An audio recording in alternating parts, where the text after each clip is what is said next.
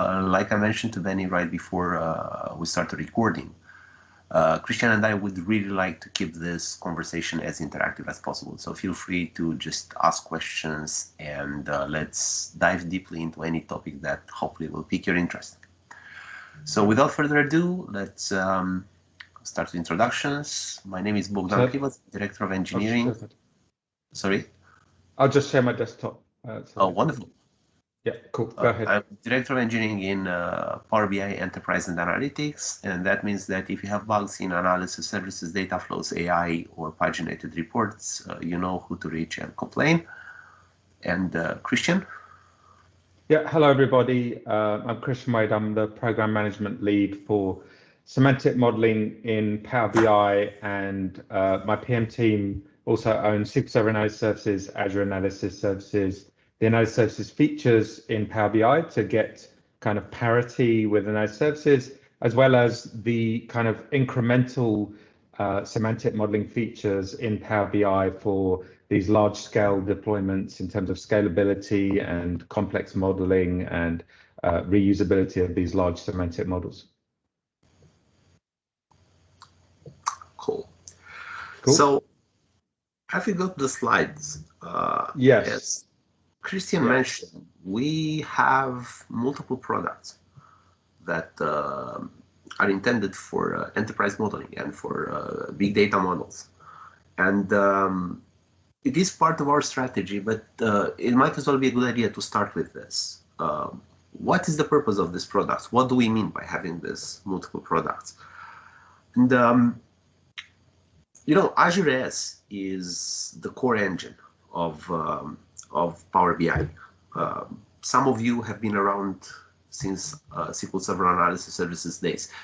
Power BI, Azure AS, SQL Server Analysis Services, they are powered by the same analysis services engine. There are differences in packaging, difference in the way we expose features, different in the way we manage those features, and significant differences in how much of the management burden is on you versus us. But at the end of the day, we are talking about the same core piece of code, which is powering Azure Analysis Services, Power BI Premium, Power BI Shared, and so on and so forth. So customers have to choose between some of these products, and migration between them is not always trivial. So what we try to do, at least in the next slide, is to explain you how we see the world and what we intend to do with these two products. Do you want to take it, Christian? Yeah, absolutely. So, yeah, I think everyone's aware of our kind of vision here. You know, as Bogdan said, analysis services has been a market dominator for multiple decades. I think, you know, over 20 years. I think when analysis services came out, it was a little bit after the Back to the Future films, but it was around when the first Matrix film came out. So that was a long, long time ago. So we've been, you know, the new Gartner Magic Quadrant just came out. We're the only vendor to be ranked in the leaders quadrant for 14 years in a row. 14 years ago, it was all about enterprise BI. So we have a deep heritage in the enterprise BI space, but we also have a deep heritage in self-service BI because we're the only traditional BI vendor to truly embrace self-service BI really early on. And actually even before Power BI, right? Like with Power Pivot, etc. So we are very well positioned to execute on this vision to have a one-stop shop, a single platform that works for all scenarios, that promotes collaboration between the business and IT, and provides streamlined messaging and, you know, active to native integration with the Power BI ecosystem, and without having to bridge the gap. So that's the vision. We're on a journey to get there, right? And I think many of you may have seen this slide before. This is where we were basically a couple of years ago, and many customers would choose Azure AS because of some of the kind of showstopper features like integration with source control and semantic modeling features that were only available through Azure AS. But then there were many things on the right-hand side that customers in Azure AS customers have a strong desire for. And the things on the right-hand side have really matured over the years as Power BI Premium has really matured into the premium, pun intended, platform for enterprise semantic models. Because if you look at on the right-hand side, most of the stuff on the right-hand side will only work if the data set is in premium, right? It simply does not work if the data set isn't in premium. You know, the list is pretty extensive. You know, incremental refresh, aggregations, petabyte scale analysis, integration with Azure Analytics, Synapse Analytics that we're going to be launching soon in terms of the performance accelerator, enhanced security, data protection, information protection labels, integration with Microsoft Cloud App Security, you know, Azure Purview integration for discoverability and lineage and, you know, governance. There's just a whole host of things on the right-hand side. So the journey that we're on, that we have made significant progress towards, is to this vision. In the coming weeks or months, we'll be pretty much there, except for maybe the bottom 1 or 2 items. And that will allow customers, at least for new projects, to go ahead and put the semantic model in premium and have access to all of the features in one place without having to think about migration, without having to bridge the gap between the 2 systems, etc. All right. So with that, I'll pause and see if Bogdan wants to add anything and if there's any questions. I just want to add one very specific point here. So there is reason for people to use Azure Analysis Services in many cases. What we're trying to address with this enlargement, if you want, of the Power BI premium set of capabilities is the situation of many of our users where if they wanted to do XML endpoint, they had to go Azure S, but if they wanted to do deployment pipelines, they had to go Power BI Premium. And how do you reconcile both? So again, we acknowledge Azure S is there for a reason. There are lots of people who are using Azure S. They have very, very solid reasons to use Azure S. That being said, for people who want to use more than just the core engine, Power BI Premium will be the answer. But that doesn't mean that Power BI Premium is fundamentally replacing Azure S. It just means that Power BI Premium will become and is growing to be everything Azure S has to have, plus much more. And I want to be very clear on this point. Are there any questions so far? Does this make sense to you? I'd really love to hear what your opinion is on this topic.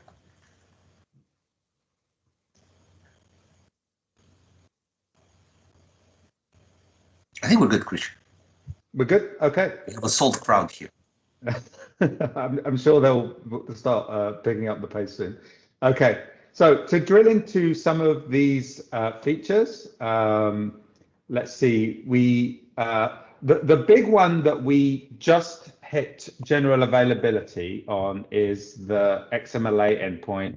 I'm sure pretty much everyone on this call is familiar with it. It provides access to the analysis services engine in Power BI, and therefore gives you backwards compatibility with analysis services, tools, processes, the vast ecosystem that is the partners, the developers, the tools, etc., that were on analysis services, right? Including even non-Microsoft data visualization tools, because as we said, you know, analysis services has been a dominator for 20 years. Many of these other companies actually started building their businesses as client tools to analysis services back in the day. Because we provided this open platform connectivity using the XMLA endpoint, many of these tools have the ability to connect to the Power BI dataset as though it were an analysis services model and give you that kind of live connect experience where you don't need to copy data. It's more than just saying, oh, we can connect to this data source. You know, many of these non-Microsoft data visualization tools actually support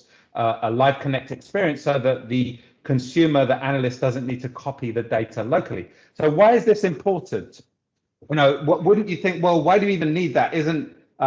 Shouldn't we be promoting Power BI as the best data visualization tools? And yes, we absolutely do, and we absolutely believe it is the best data visualization tool. However, if you're a large-scale customer with business units throughout the world, you're rolling out perhaps a large-scale business intelligence deployment with a semantic model that is going to be reused across departments all over the world, it's pretty much inevitable that different business units may do things slightly differently in different groups of users. Certain pockets of users may not yet have had the opportunity to fully understand the value proposition that Power BI can provide as a data visualization tool, and they still want to temporarily probably continue to use a non-Microsoft data visualization tool, that's okay. We're not going to say, oh, you can't roll out your deployment because of that. You know, they can continue to use those tools. They can connect to the Power BI data set as though it was analysis services. They have very good live connect connectivity. And over time, we're confident that they'll gravitate to Power BI anyway. So it's not a big deal, right? So you can roll out this single version of truth, large scale semantic model, right? So I'll pause there in case Bogdan wants to add anything before I go on to the next kind of benefits of XMLA. No, but I think I don't want much to add anything here, but I got a good point from Arna. He's saying that it'd be good to have some more insight into which features from Power BI might make it into Azure AS and which new features might make it to both and which definitely will not come to Azure AS and might be interesting Power BI Premium. So, yeah. I mean, this depends on really many things, but there are a few high-level rules that I think I can share with you very freely. For instance, things that are not specific to Azure Analysis Services. Things like the AI workload, the data flows, the paginated reports, they will never make it Azure AS. Things that, the only things that might make it both directions. Oh, okay, so we spoke about premium to Azure AS. Let's talk about the other direction for a second.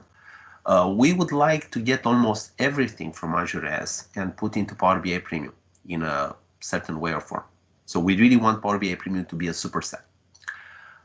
So in principle, Power BI Premium will grow, will have many features that will never reach Azure AS. Now let's talk about new features specific to analysis services that may or may not be candidates to go in both products. Well, Power BI Premium, it's a very sophisticated service. It does lots of stuff for us. It has lots of ancillary components that are not available in Azure Analysis Services. Power BI Premium can leverage the fact that you have a data flow close enough, can leverage the fact that you have paginated reports that handily available. So that means that even if a feature seems to be very, very specific to analysis services, and even if it seems that it might make it in both products, sometimes such a feature may depend heavily on infrastructure that we only have in Premium. Because remember, in Premium we are hosting everything and we control everything. While in Azure AS, that infrastructure is not there. We have a raw engine. So even if a feature seems to be analysis services specific, sometimes because of infrastructure reasons, we may decide to not expose it in Azure AS and keep it only in Power BI Premium simply because it relies on other components of Premium. And again, it's going to be a feature by feature decision whenever we develop something like this. But these are, I think, the top 3 guidelines that we use in determining what goes where. Christian, do you think it makes sense? Do you think there's something we should add here? Because I think it's a really good question. Yeah, absolutely. I think that covers it, Bogdan. As you said, you know, we understand that sometimes for analysis services customers, it's difficult to access these extra premium features. We are working on a resolution for that for the analysis services customers. We don't have anything to share at this point because it's still undefined, but we acknowledge that. And as Bogdan said, you know, there are analysis services, that there are valid reasons to use analysis services, and we want to we want Power BI to be a superset, like a Russian doll, but at the same time we want to make it easy for customers to not have to have a lot of work to migrate from one platform to the other, if that makes sense. So this is work in progress. We'll get back to you as soon as we've got something definitive to share. Okay. All right. So I move on to the next slide, or are there any other questions? I posted the question in the chat as well. You're moving much to premium, but we are actually, one of the advantages of analysis services that it's easier to pause and all this kind of stuff, add more resources, so more cloud-like. Premium is more on fixed capacity. You added some additional resource allocation that can be charged via your Azure subscription, but that's relatively rigid as well. So are you looking at any features that make this more cloud-like in the sense of scaling, auto-scaling, pausing, and this kind of stuff? Yeah, I can try and answer that, Bogdan, if you want. So the thing about the Power BI Premium Gen 2 model, which you're probably familiar with, but if you just think about it in detail, right? You are billed for your CPU consumption. And if you go over the allocation of CPU consumption for that particular SKU, you have the option to auto scale. But then if you go over it significantly, there'll be a kind of sweet spot that you want to find where you don't go over that allocation significantly enough, that sweet spot to minimize the cost for the customer. Now, that sweet spot of CPU allocation in the Power BI Premium Gen 2 model, that has already got pause, resume, scale up, scale down, all of that built into it, right? Because you don't pay for CPU that you don't use. If you're not using the system at the weekend, your CPU allocation doesn't go up, right? So that kind of, all of that Azure management capability that we see with pause, resume, scale up, scale down is already built into the top line CPU consumption number that you will get billed for in Power BI Premium Gen 2, which is one of the biggest kind of selling points of Premium Gen 2 over Premium Gen 1. However, we also recognize that there are many customers that have built up the organizational capability to do very fine grain Azure management, and sometimes it's difficult to move to office billing due to internal organizational structures for approval and things like that, which is why we are trying to figure out a way of solving this problem for Azure AS customers. But so, like I say, I don't have a definitive answer right now, so I'd recommend to just continue watching this space. But as I say, you should also remember that the Premium Gen 2 model has kind of got pause, resume, scale up, scale down management already built into the top line CPU consumption number, if that makes sense. But you pay a fixed fee for that, no? For as far as you pay a fixed fee, but you would pay that fee based on your total consumption. That you need to kind of project it in advance, but your fee that you're going to pay for your CPU consumption does not include what you don't use at the weekend and when the system is not being utilized heavily at peak time, right? So therefore, once you find that right number, whether you want a P1 or a P2 or a P3, that is the right level of CPU consumption for your organization. I know you need to basically purchase it in advance, but if you find that right number, it's already got all of the benefits of pause, resume, scale up, scale down built into it, because you're not paying for it when you're not using it. Does that make sense? Well, not sure. As far as I know, we are paying by month, but then I might be not well informed. But we just pay a fixed fee for it. You paid for it by month for your CPU consumption that you use, not what you don't use, right? So it's you get an allocation of CPU time, and you don't use up that allocation when you don't use the system, right? So anyway, we can talk about it in more detail, but it's a very different mindset. I completely get it that it's a especially for Azure AS customers, they're coming from an Azure management world, and it's a different mindset. But the idea is that it simplifies that. There's a lot of overhead in terms of managing Azure Analytics services to make sure that you scale up and down and pause and resume, and your refreshes don't step on each other's toes and things like that. That is all taken out of the equation with Gen 2 as a simplified management experience. Plus, as I say, it's already got the not paying for what you don't use built into the model. But we can talk about it this isn't really a Gen 2 session, but and it will take time for this all to proliferate into the numbers to prove themselves out. Premium Gen 2 has just come out; it's brand new, so this is a longer separate discussion. But as I say, in theory, it's got pause, resume, scale up, scale down built into the top level number. Okay, thank you. Okay, cool. Any other questions? Well, there is a question posed by Christopher Person, which actually kind of goes towards Gen 2, but I'm kind of trying to stay away from that. So in short, Christopher is saying that one of the big misses for him as a 10 admin is that he would like something integrating easily all the stuff he needs in order to make a correct administration of the platform. Without going again into the same set of details, this is practically what we are going after with Premium Gen 2. We are trying to bring many I'm not sure if we are going to hit the mark and put all the tools together, but we are trying to bring many of the administrative burdens into a single tenant admin console. Anyway, let's go back to analysis services, because that we can have a very long conversation specifically about Gen 2, and we have quite a few cool features in. We just started with XMLA.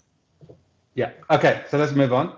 We'll have plenty. I like the fact that we're interacting, and this is a good session that the audience can actually speak. Well, Bogdan and I think have no problem with that whatsoever. So this is good. All right. So what else have we got? So the XMLA endpoint, as I think everyone here on the call is aware, it's not just for read-only data visualization tools, it's also for data management tools. So here we take the workspace connection, we treat it like an analysis services server name, we connect to it from, for example, SQL Server Management Studio. You can see the same data sets, you can do scripting, you can do fine-grained refresh, and those types of things that you would get with analysis services. Let's see, you can deploy from SSDT. I guess this is now the legacy tooling for analysis services tabular models, but as you can see, you can deploy to the Power BI workspace. It then becomes a Power BI data set. I want to say like any other, not quite like any other. You can't download to PBIX, for example, but you can. It becomes a Power BI data set. It's in Power BI. There's many things that you can do with it if you want the Power BI features, and because it runs in Visual Studio, you get integration with source control, right? As you do with other tools like Tabular Editor, which I'll come on to in a minute. You also get translations. So translations, metadata translations, is an analysis services engine feature. But they are not observed by the Power BI service unless the data set is in Power BI Premium. They will work for Premium per user as well.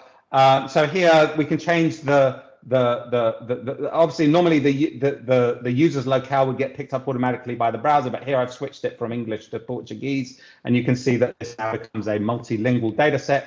Very useful in these scenarios where you have users across the world for these large scale semantic models.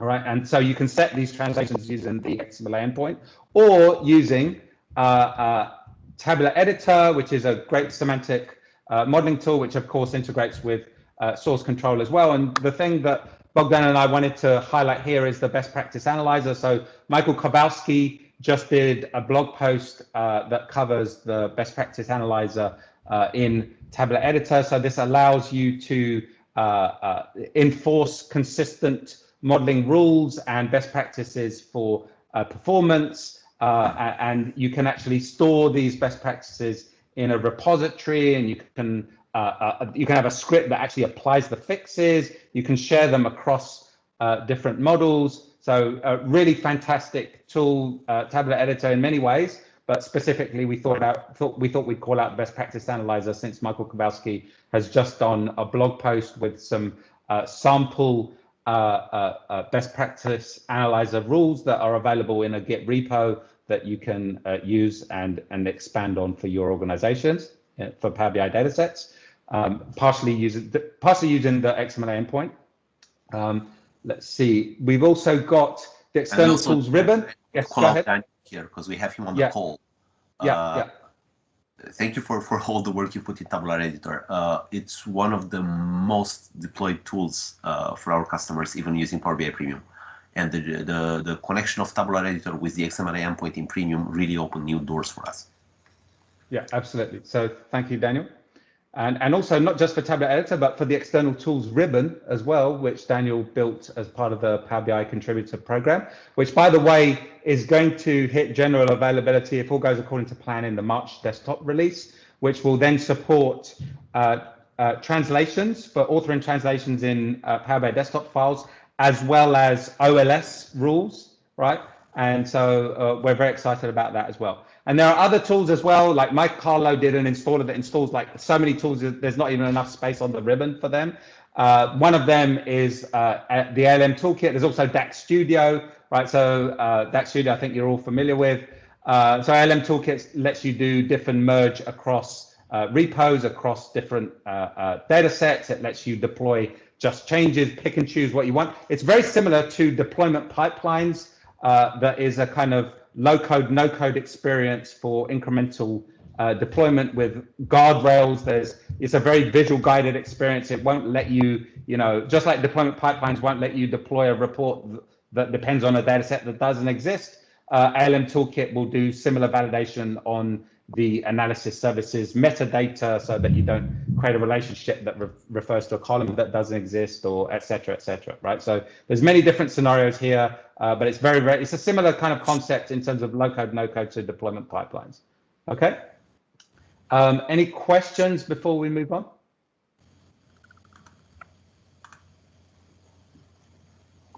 Nothing right now. Okay. Let's see. So that's XMLA. So everything that I discussed so far, either directly or partially, is enabled by XMLA endpoints. And then large models gives you basically data set size parity with Azure Analytics Services, where the size of the data set is limited by the capacity size. And with Premium Gen 2, by the time Premium Gen 2 hits general availability, it will be running on the new generation of the hardware. That's the current plan. Newer than the Analytics Services hardware, and you'll get you'll have more easier access to the 400 gigabytes of memory available in Power BI by the time Premium is generally available. That's the current plan. And so the large models format lets your data set sizes go beyond 10 gigabytes. It's also very useful for using those tools that we saw for XMLA, because XMLA updates are more efficient. It doesn't need to, keep a backup of every model for every single operation. It's just quicker and more efficient. Right. Some of the other kind of parity features are log analytics. So this will be launched. It's in private preview right now. It'll be in public preview within a few weeks, I believe. And so you associate a log analytics workspace with the Power BI workspace. The Power BI workspace will emit the telemetry data to the log analytics workspace. And log analytics is all of the major Azure services subscribe to our log analytics. So you can have a single log analytics workspace with data from other Azure services like Synapse. You can trace, user interactions through the AS engine, through to direct queries to Synapse, etc. All right, to figure out who's using the system, which users are placing a strain on the system, what's the health of the system. You can use it for auditing, etc. So really that fine-grained engine events logged to log analytics. All right. And before I move on to this, I'll see if there's any questions. I want to point out, Christian, here about log analytics. As many of you know, particularly in Europe, we are not allowed to store telemetry for more than 28 days, for instance, under GDPR rules, and different restrictions to different geographies. The log analytics solution allows you to decide for how long you want to store your telemetry and to do your own analysis for going as far back as you want. So this is one of the reasons we are essentially asking you to come with your own storage, where we dump our telemetry for you to be able to investigate.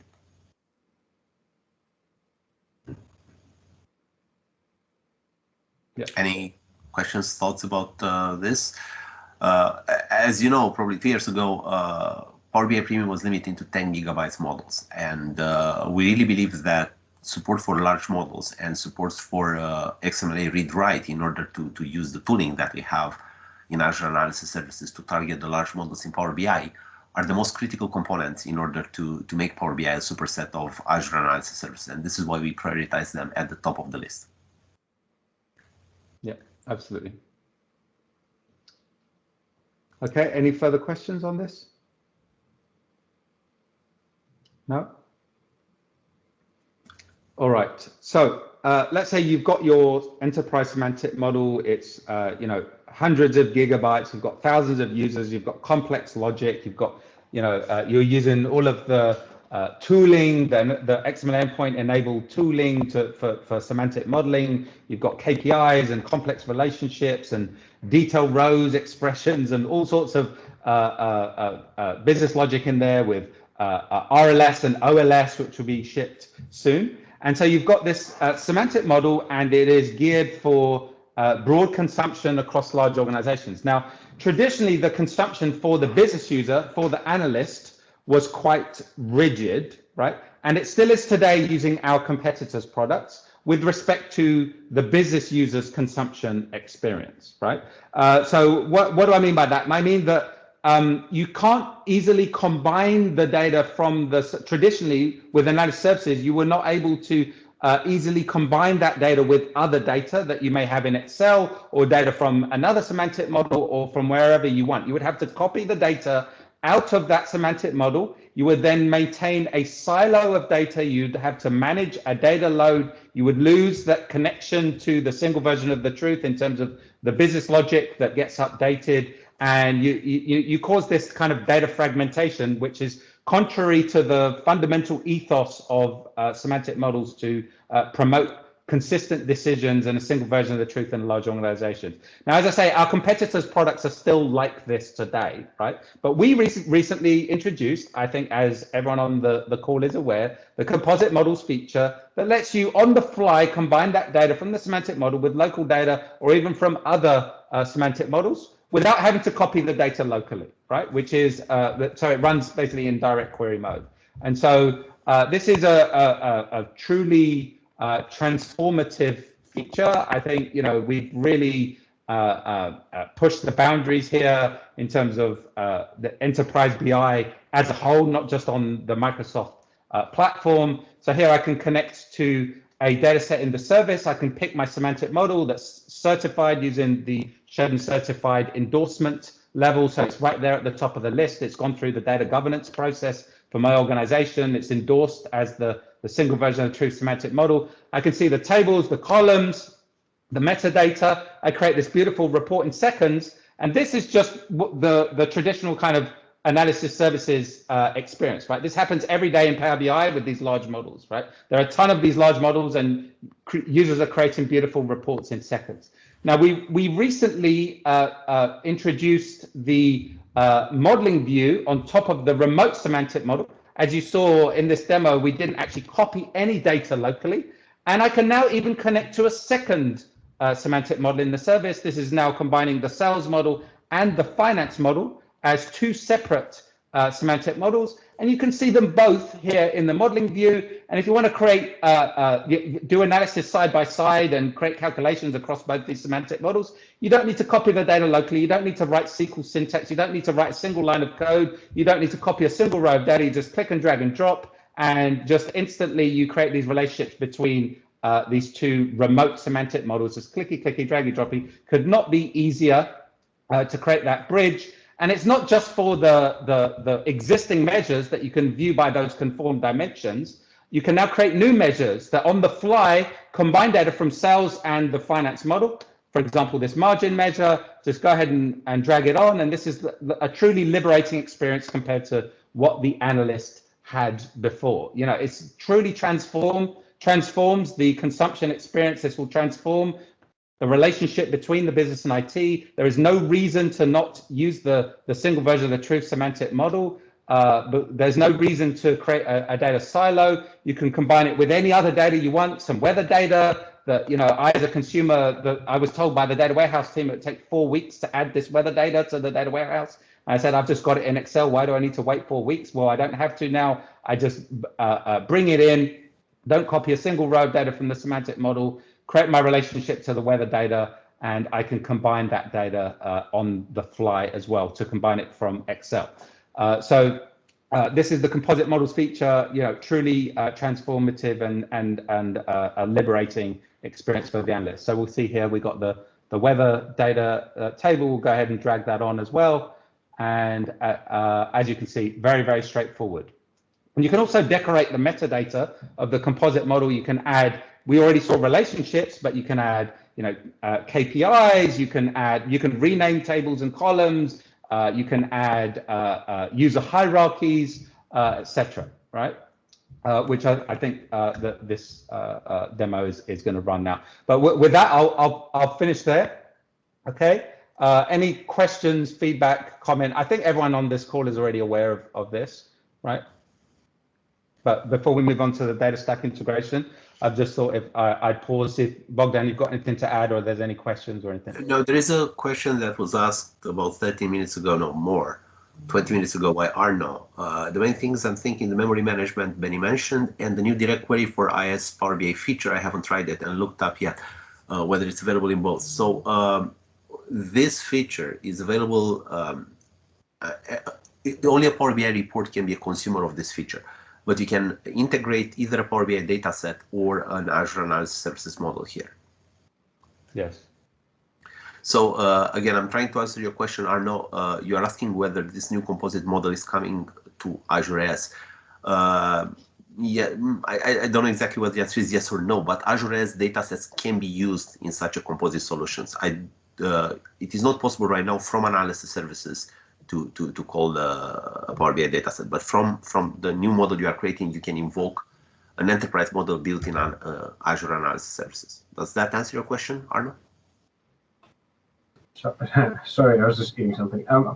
Now, the use case I'm thinking of is having, rather than having one monolithic enterprise model, you could actually take your domains and build a modular model with sort of a virtualized composite model on top of it that really just defines the larger enterprise model while querying all the domain-specific models underneath it. If you see where I'm going. And I was just wondering whether, I mean, you can obviously now do this in Power BI, and whether you could do something like that in analysis services as well. Okay. Do you want me to answer that, Bogdan? Yes, please. Okay. So thank you for the question. So there may be some scenarios for that.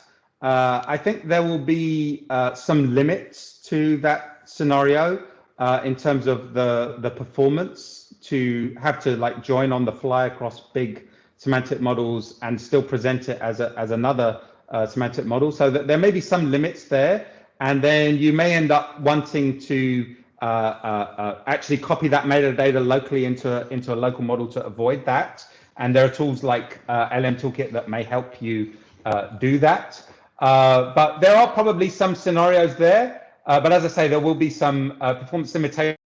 If you hit, your solution would be to create a combined model, and there's lots of tooling to help you do that. And you know, yeah, one day we plan to probably support composite models as for SQL Server analysis services as well as a source. And we'll see where we go with Azure Analysis Services. As I say, we're defining our strategy right now. So I'll hold judgment on the future of analysis services with respect to that. But yeah, as I say, whether the semantic model is in Azure Analysis Services or in Power BI, there will be a performance threshold that you need to take into account there. Fair enough. Okay. Cool. So should we go into data stack? Yeah. Do you want to? Yeah. Go ahead.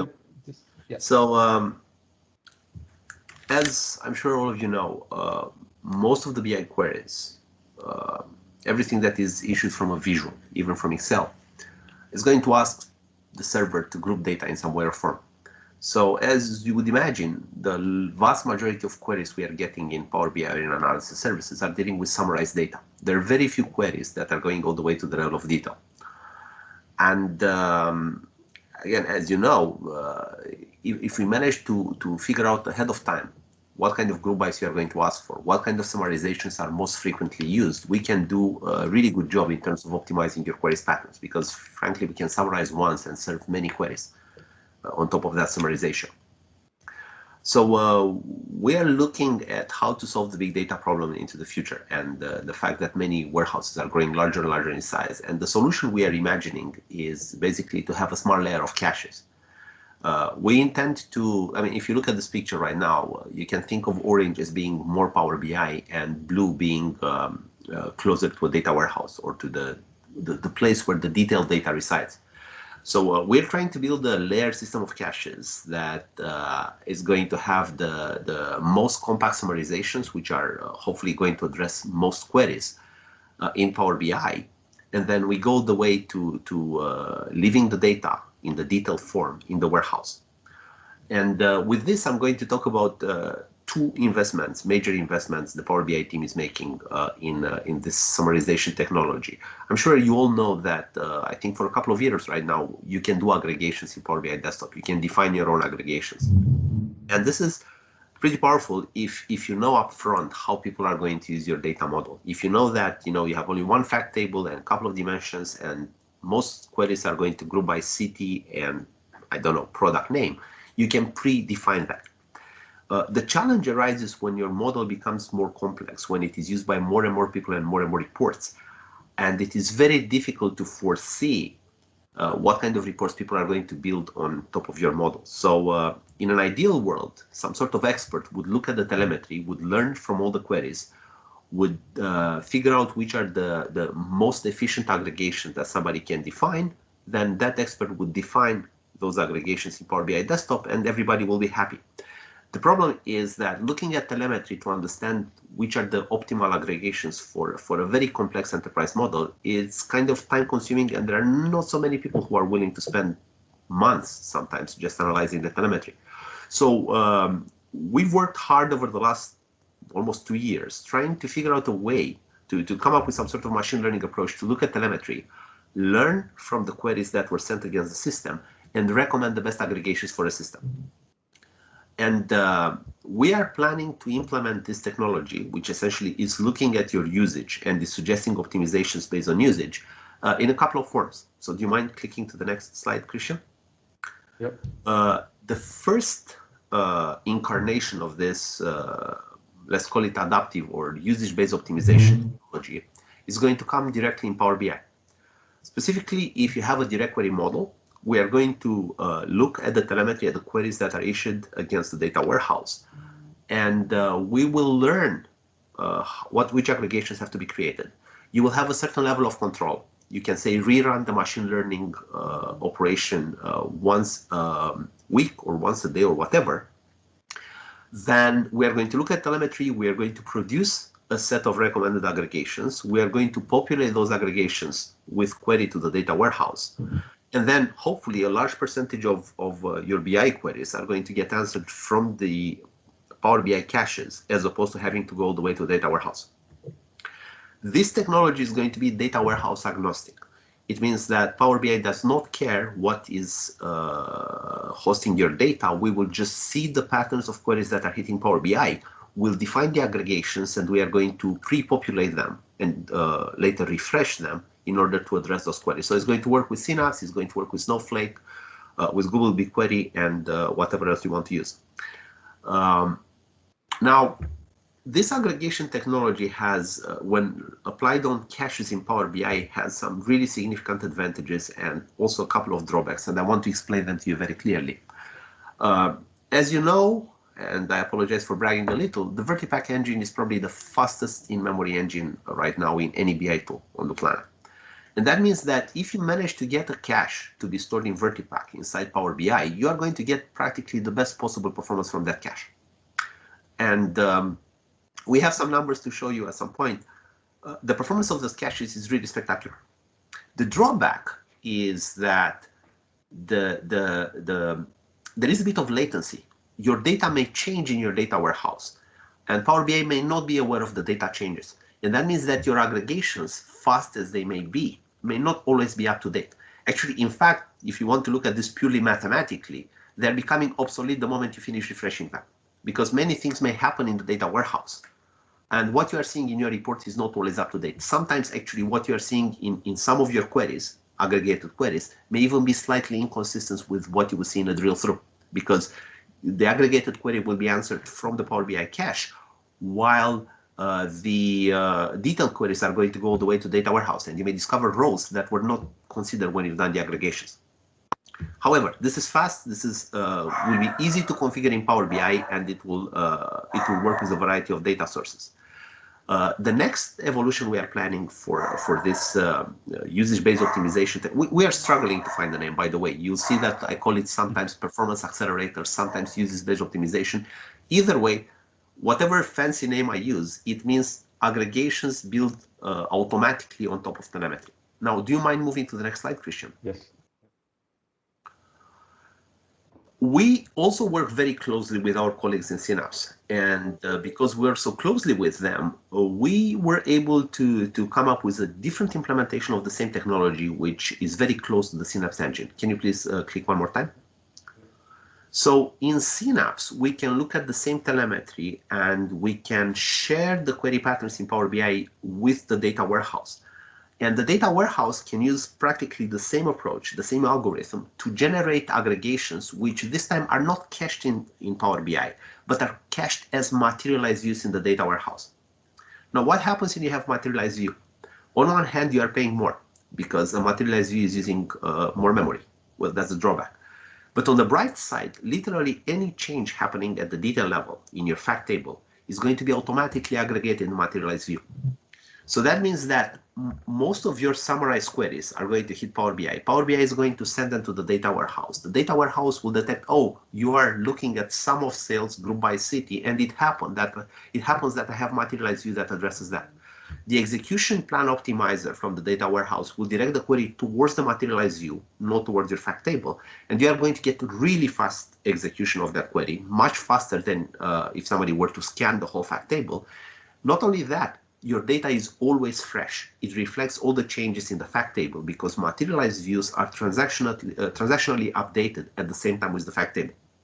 Okay, so with this in mind, you have two ways of deploying the same technology, the smart aggregation technology. You can have the high-level caches in Power BI, which are imported and as fast as possible. You can have the second tier of smart caches in the data warehouse, which are implemented as materialized views. And then some of your queries are going to drop to the fact table level.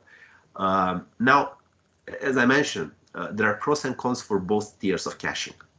Power BI aggregations will be very fast. Materialized views aggregations will be slightly slower, but on the other hand, always up to date. So can you go to the next slide? Yep. Okay, here you see an example of using the two layers of cache on an internal data set. And I don't think the numbers are necessarily typical, but I think that the orders of magnitude that you are seeing here will be kind of representative for what we expect in real scenarios. So we trained here the sets of aggregations looking at 14 days of queries, and we found really many distinct queries, about 10,000 of them. The data set that we are using is quite significant. I think the largest table has more than 10 billion rows. The average fact table had about 5 billion rows. We designed aggregations using that machine learning algorithm that I mentioned, trying to cover roughly 80% of the query load that we have seen. And the size of the aggregations is slightly different inside SQL Server and inside Power BI. So you see basically what you see on the first column here is the baseline. That is a pure direct query model. In a pure direct query model, there is no concept of coverage. There is no size of aggregations. You are not paying anything extra. Given that the Vertipaq engine in Power BI and the materialized view storage in Synapse have slightly different operational properties, even if we decide to optimize for the same set of queries, even if we decide to create similar aggregations, the best layout structure of those aggregations may be different. For instance, Power BI behaves very well with many rows and somewhat fewer columns. So this is why the optimal layout of the aggregations recommended by the system may be slightly different. And this is why you are seeing here differences, 15 million rows in the materialized view solution and 4 million rows in the import aggregations. And there is a question asked by Luisa, where was the data stored in this example? Well, in this example, the data is coming from Synapse.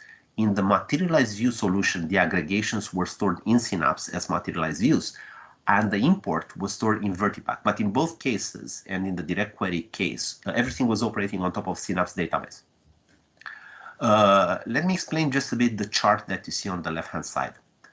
On the vertical axis, you have the duration of the queries on a logarithmic scales. On the horizontal axis, you have the percentiles of queries that are executing within that time. So the number one line, the blue line that you see on top, tells you the performance of direct query. And if you are to read it, you can see that roughly 50% of the queries are being executed in around 5 seconds. I don't know why we picked this 5-second threshold, but it doesn't matter. It's basically one threshold. Half of the queries took more than 5 seconds, with the longest queries taking all the way to about 100 and something seconds here. By deploying materialized view trained on top of telemetry, we produce the purple line. In the purple line, you see that now roughly 80% of the queries, give or take, are going to execute within 5 seconds, with a long tail that is going all the way into, I don't know, what looks like probably 50 or 60 seconds. And with the import aggregations in Power BI, the orange line here, we are getting to 90-something% of the queries being executed within 5 seconds and very few sleeping. So again, looking at this picture, both solutions are faster than the baseline direct query. Materialized views are somewhat slower than Power BI. On the other hand, materialized views are always up to date. Does that make sense? Do you have any specific questions about this example?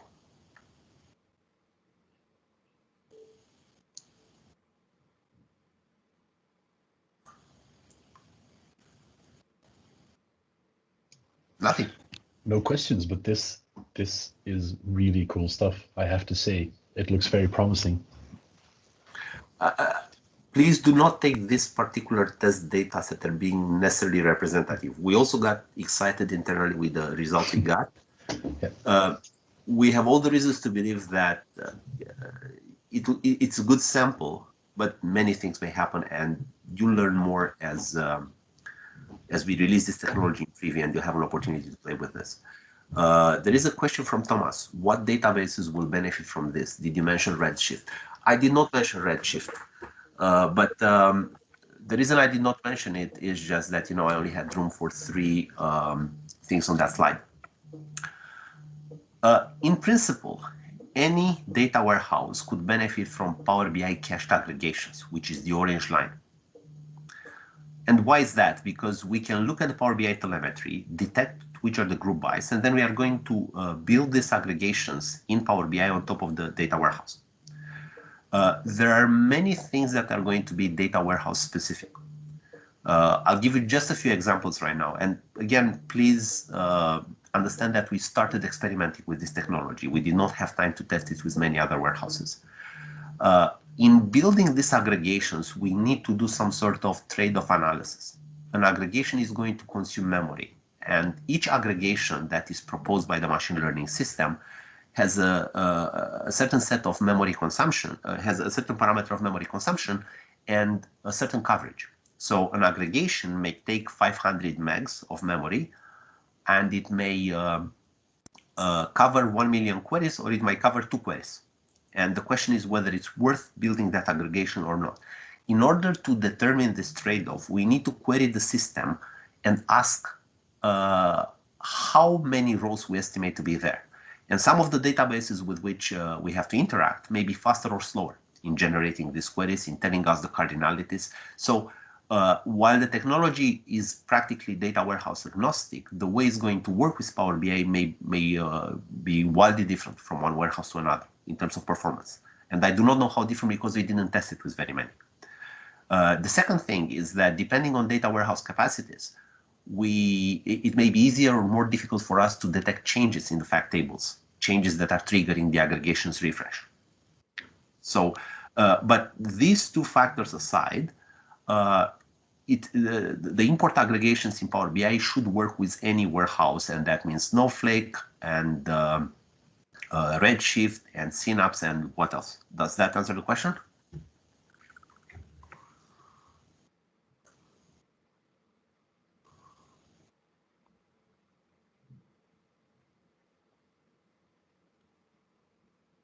Okay, thank you so much for this question. Okay. Let's see, what else have we got?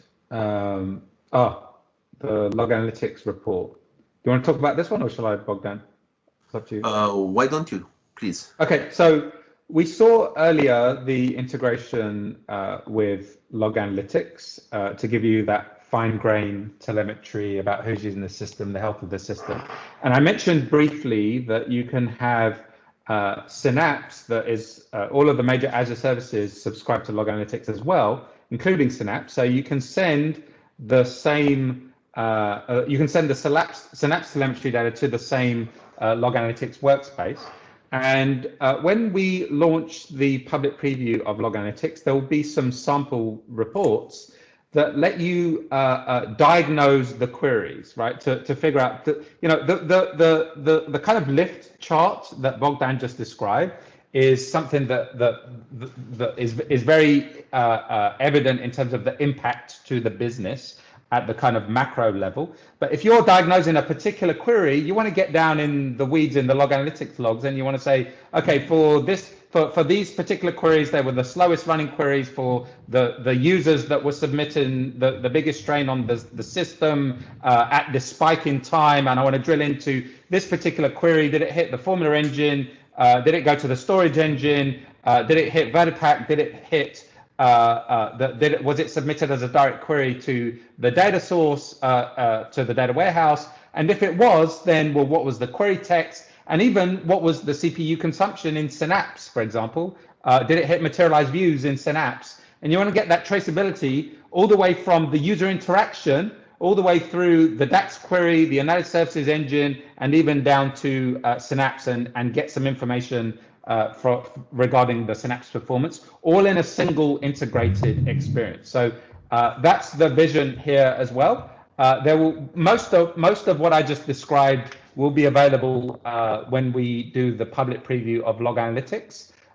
The integration with the Synapse Log Analytics data is the last piece of the jigsaw, which will come around the time that we do the public preview of the performance accelerator for Synapse. But that's the concept. This will be really powerful for the kind of query diagnostics scenario, and also like figuring out what happened. If you're, it's not just a particular query that I want to diagnose. I can, if there was a complaint from a customer that happened a few hours ago, all of the logs are stored. I can go back there. I can figure out exactly what happened. I can figure out exactly what the best optimizations are to do in the model, etc. Does that make sense?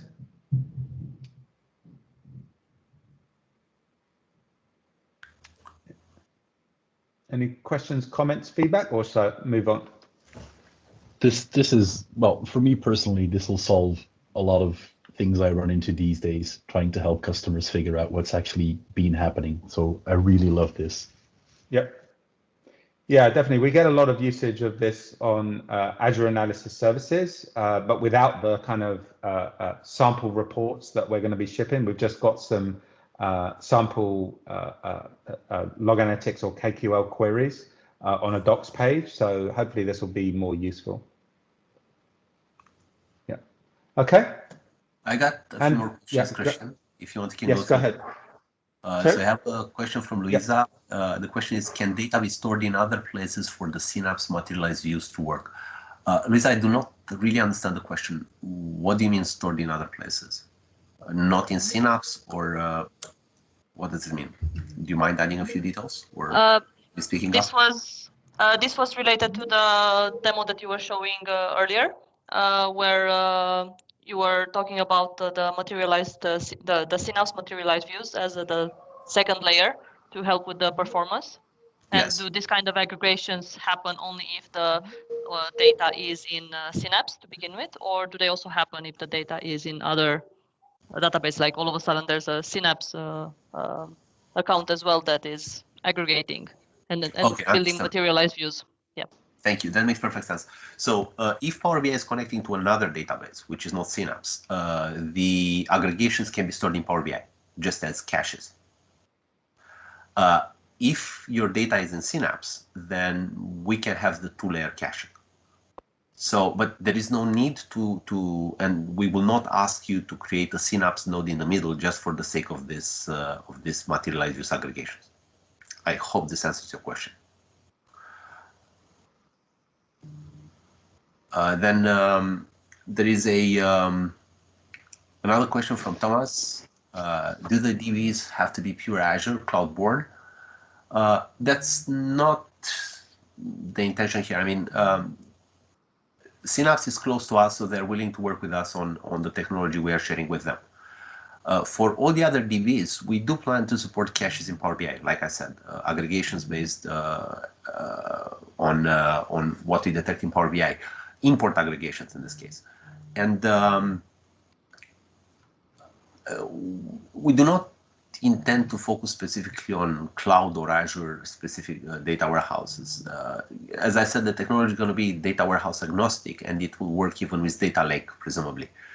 There are some technicalities in the constructions of those aggregations, and it makes a difference in how much the data warehouse is helping us estimating the trade-offs associated with this aggregation. So I don't want to imply right now that it will really work similarly with Azure Data Lake or with Redshift as it's going to work with, let's say, Synapse, simply because it's easier for us right now to test with Synapse.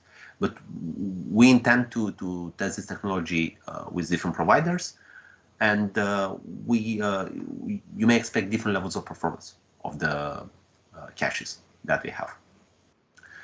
Please, if I'm not answering fully your question, please drop a note or something in the chat window so we can cover this.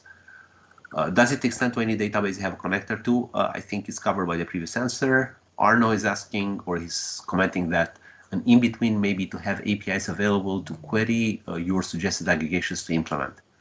I'm not exactly sure I understand how this would work, but do you mean having an API to query what aggregations were recommended by the Power BI system? Because if that is the case, you will be able to do that through XMLA. You will discover the aggregations that are created automatically for you. Okay, yeah, I was kind of thinking like, because for Synapse, you guys handle the integration and they will be created in Synapse automatically, but for those systems that you don't support, you might have APIs where that you could, I guess you could do it, like you said now, through the XMLA endpoint, and then you can just ask Power BI, hey, tell me which aggregations to make. And oh, actually, not even that. Yourself. You can ask Power BI to build aggregations for you. So let's assume for a second there is no Synapse in the game. You can tell Power BI, or you will be able to tell Power BI, I'd like to run some aggregations. And Power BI is going to ask you about how much you want to spend and something about how much you want to cover. So again, I'm not very familiar with the most recent UX work on this, but at least Power BI is going to tell you, look, I'm looking at telemetry for the last 28 days or 14 days or whatever that is. Would you like us to generate aggregations for 75% coverage, 80% coverage? I assume there's going to be some sort of slider. And then Power BI is going to create those aggregations for you automatically and populate them. And you will be able to discover what Power BI did. And this is without assuming that you have Synapse in the back. This is going to work practically on external data warehouses. When you have Synapse, you have the second layer that happens specifically inside Synapse, which is the materialized views. Does that answer your question?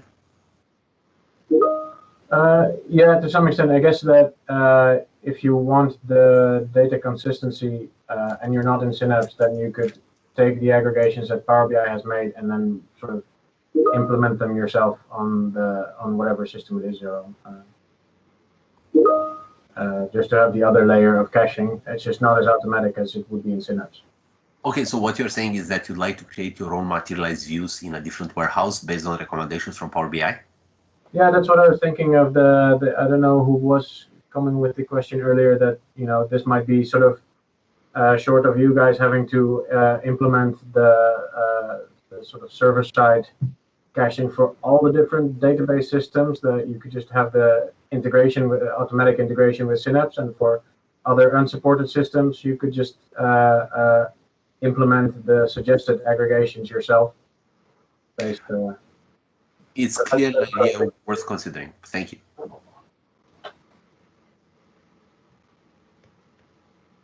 Okay, so I think we answered all the questions, Christian.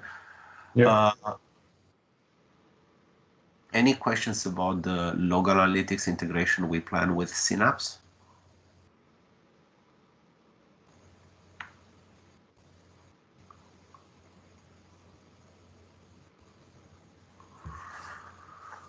Well, not so much. I've seen a couple of positive reactions while you're presenting, so I'm hoping that at least some of the people will be happy. Cool. Thank you. So let's see. I think that's basically about it. I'm happy to hang around a bit longer. I'm not sure exactly how long the session's lasting. I'm happy to hang around a bit longer and just have a general discussion if you guys want, or if you want to call it, I'm fine with that too. I don't know what you guys think.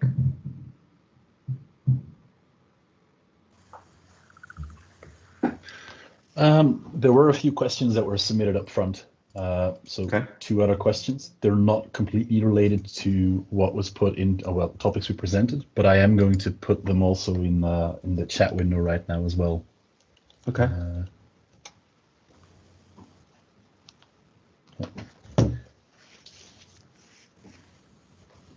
Okay, I can see some questions there. I'm just getting the tail end now because I haven't been able to see the chat window for most of the session. So we've got one that goes from Louisa, PBIT to BIM to PBIT, when we'll be able to work on a data set in both Power BI and Azure Services. And let's see, what's the other one?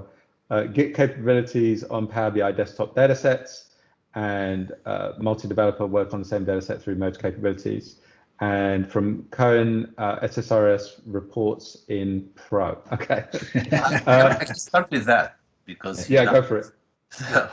I'll start with that and then I will duck. So SSRS is running on premise. SSRS allows you to do things that you are taking fully responsibility for. We have paginated reports in Power BI Premium. As I think Benny was so kind to mention in the beginning of the conversation, we shall not discuss now about the price of Premium per user, but you will get paginated reports in Premium per user. And they're not going to be exactly SSRS reports, but they're going to go a long way in covering your paginated report needs. Ken, is that a good enough answer for you? And if it's not a good enough answer for you, do you mind sharing why?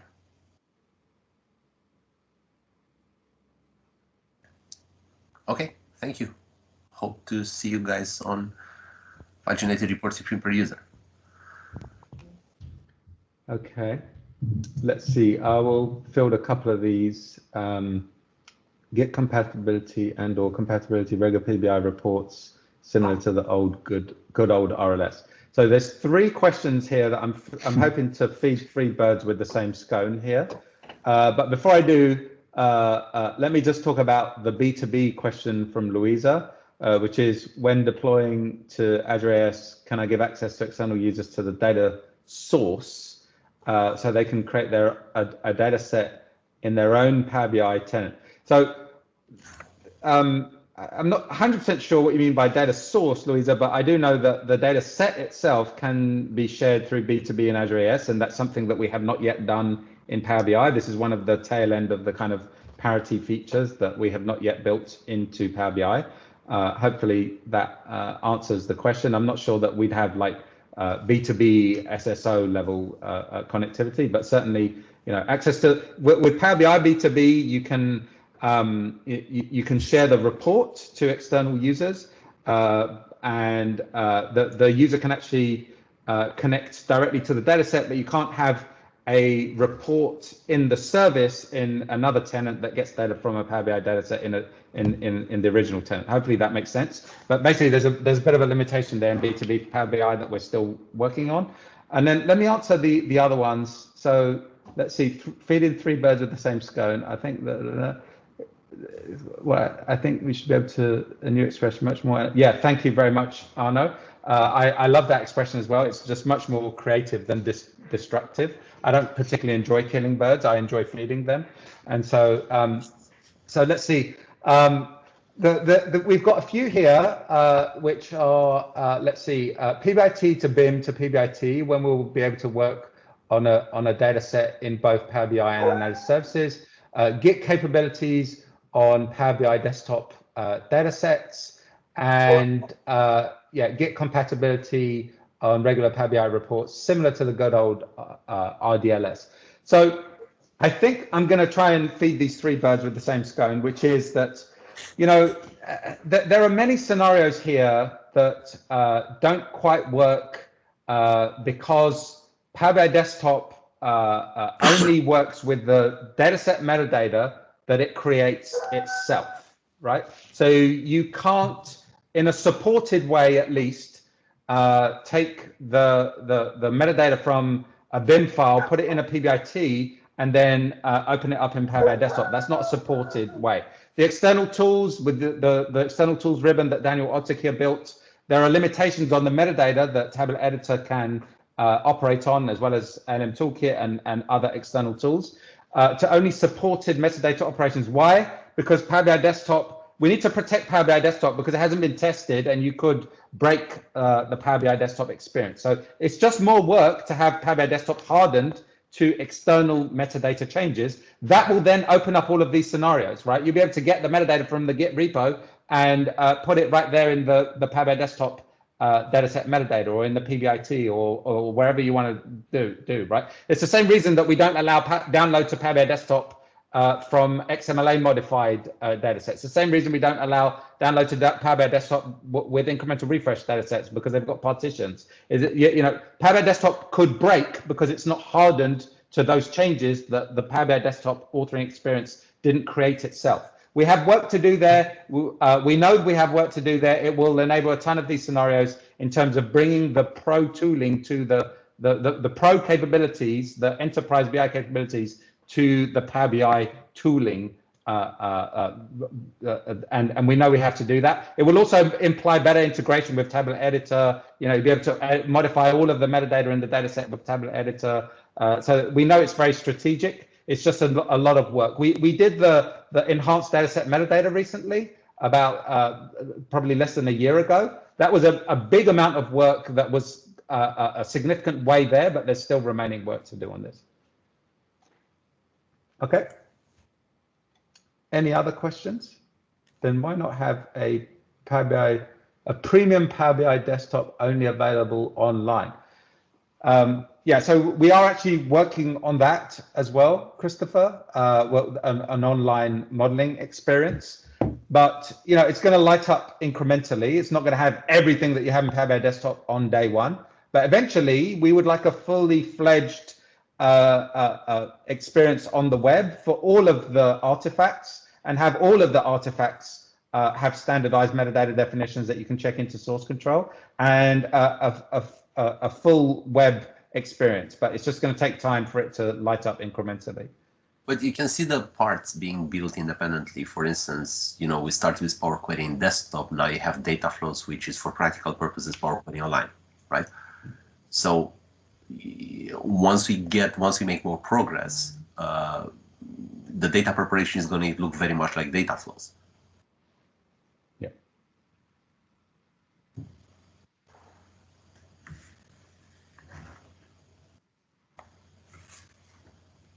Anything else? I'm just going through the history here.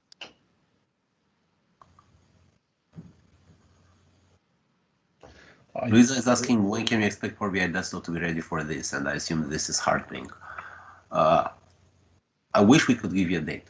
There is a lot of work in progress there, and in a sense, we are kind of racing against ourselves, because the more we are extending the capabilities of the Power BI premium datasets with XMLA, with custom editing, with aggregations, things like that, the more work we put on the desktop team to support those changes in their tool.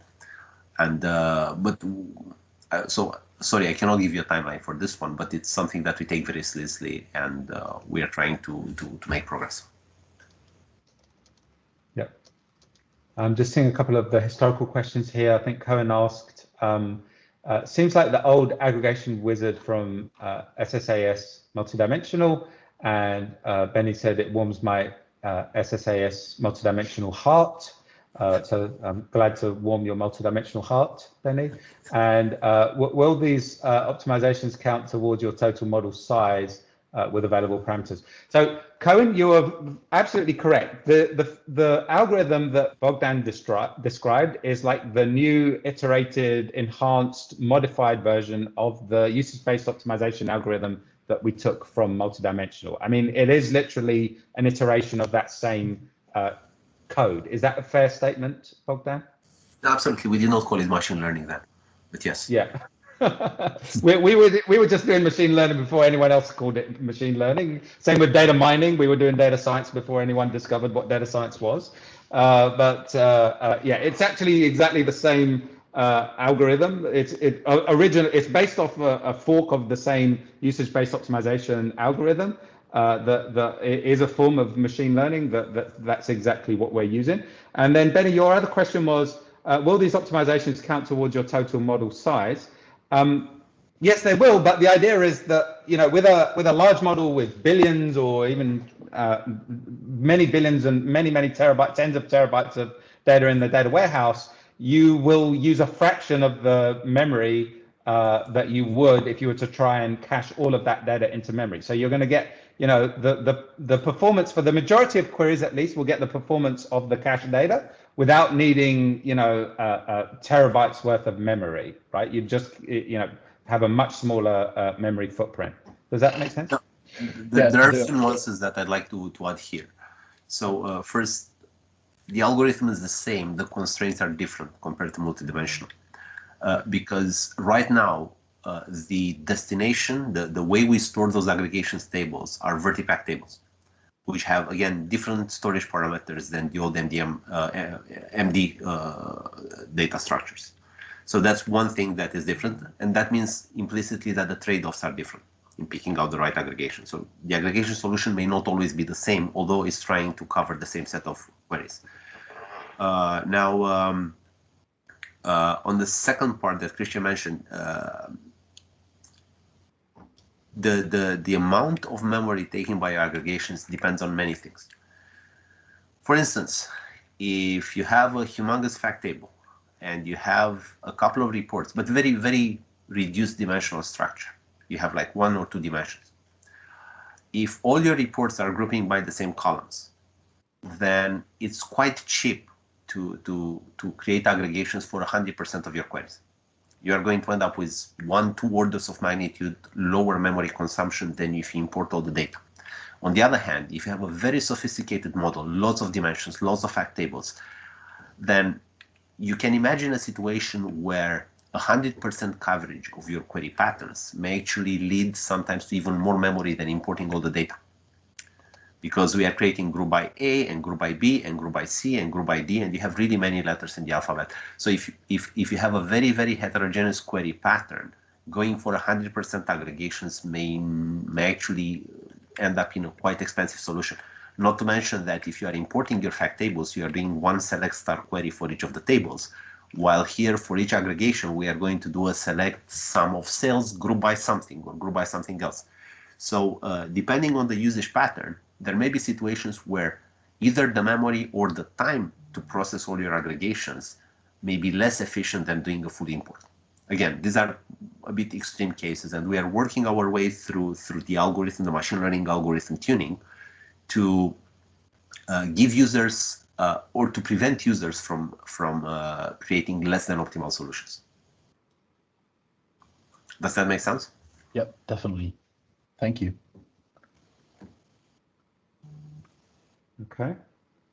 I'm looking here at the history. I think we covered Arno's question. I'll quickly read it just for completeness, just to make sure it's fully addressed. It'd be good to have more insight into which features from Power BI will make it to Azure AS. And so I think we discussed it, Arno, like we're working on this. We know that it's an issue. It's not as, we put all these features in Power BI Premium. They're not necessarily accessible to Azure AS customers, especially the ones that have built up organizational capability around Azure management, etc. We're working on this. We will be doing some. We're not ready to discuss the plans because they're not defined yet. But I would just say watch this space, and we'll get back to you with what we're planning to help that scenario. Okay. Let's see. I think we covered almost everything. Yeah, I think you covered them all. There's one Louisa posted just now. But unfortunately, it's not yeah. a question. She's right. Yeah. Okay. Without Git capabilities, multi-developer, without download of XMLA edited, I have to put my hopes in Tablet Editor 3 becoming the editor of choice instead of Power BI Desktop or Visual Studio. Okay, and CC Daniel Ottiker. Lisa is right for very sophisticated users. Yeah. There is a large number of users that are perfectly happy with desktop. And that doesn't mean that we are neglecting the very sophisticated user. It just means that we cannot ignore the other group either. And yes, Tabulator is fantastic, and we recommend many of our customers to use it because it's the easiest way to do many things.